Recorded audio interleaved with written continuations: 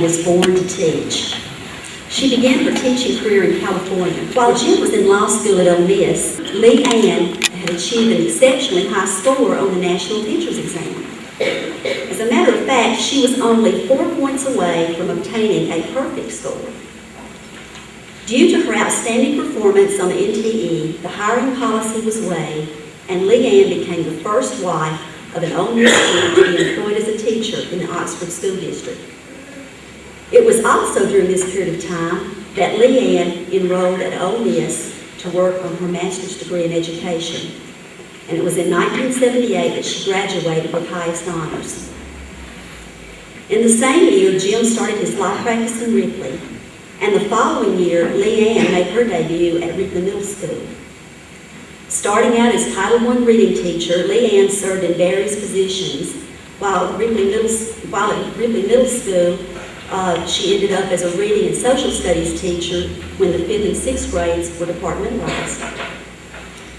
We found in her personal file a letter of recommendation dated June 18, 1975, from Ontario Montclair School District in California. Now, if you are familiar with recommendation letters, you know that recommendation letters of this type rarely exceed 2 or 3 sentences. But this particular letter is an exception. Listen. To whom it may concern, Mrs. Leanne Pannell has been a first grade teacher at Mission School, Ontario, California for the past 6 years. It has been her first teaching assignment and has been a very successful one.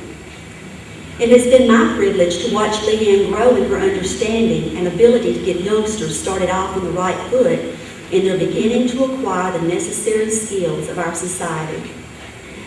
As her administrator, there are 4 things I have especially appreciated and will remember about Leanne. 1, her positive and cheerful attitude. 2, her ability to take difficult youngsters who no one else wanted and not only get along with them, but turn them around and get them started in the right direction. 3, her ability to handle and take care of her own problems and those of her students. 4, ability to communicate and work with parents. I sincerely hope that Mission School's loss will be some other school's gain, because I firmly believe that Mrs. Pannell is a worthy and talented person who will be an asset to any school that may have the privilege of employing her. Respectfully, Richard Cox, Mission Principal.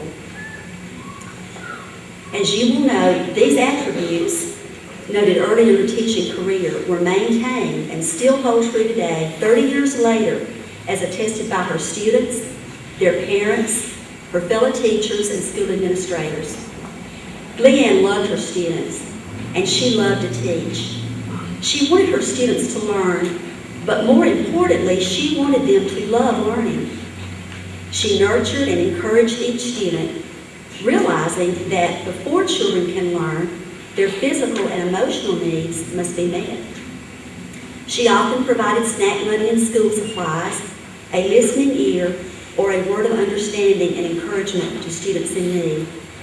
She tried to help them in every way that she could, and she loved and cared for them all, providing an example in how to treat others and showing them how to respond positively to life situations rather than negatively. I shared this story Wednesday at Ripley Middle School, but it has personal importance to me, and I would like to share it with you again. A few years ago, there was a troubled young boy in Mrs. Pannell's class who was acting out at school. In her classroom, she had a library of paper books for children to read. They could take them home, but of course, they were expected to return them for others to read when they were finished. Well, this young man was taking the books home, but he was not returning them. Mrs. Pannell was aware of where the books were, and she also was aware of the young man's history. One day, the books were collected and returned to Mrs. Pannell. Instead of scolding the boy, she turned to him and said, "Thank you for bringing these books back." She demonstrated understanding and encouraged him for doing the right thing. This young man was our foster son. Many stories have been shared about Leanne and how she influenced the lives of those she touched, and there are many more left yet to share. She was certainly a credit to her profession. I believe her success in teaching and in life is attributed to her loving heart and her giving spirit. Hopefully today we will all become her students and learn from her example and remember to treat others with the same compassion and gentleness as did Leanne. As much as she gave to others, if you knew Leanne, you realized her family was first in her heart. Jim, you were her soulmate, the love of her life, and you children were her pride and joy. Rarely did you encounter Leanne that her family was not mentioned in conversation. Thank you, Jim, Jamie, Warren, Jennifer, and Amanda for sharing your wife and mother with us. Jim, I'm so glad that you brought her home to Ripley, Mississippi. I close today with a poem adapted from Eulogy for a Teacher.